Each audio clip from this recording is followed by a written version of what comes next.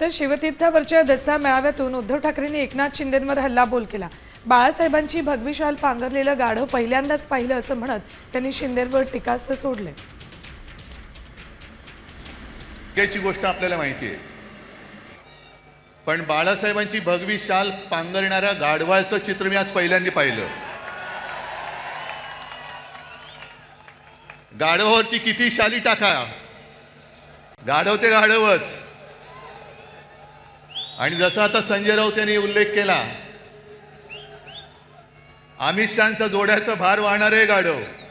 तर शिवतीर्थावरच्या दसरा मेळाव्यातून उद्धव ठाकरेंनी एकनाथ शिंदेंवर हल्लाबोल केला।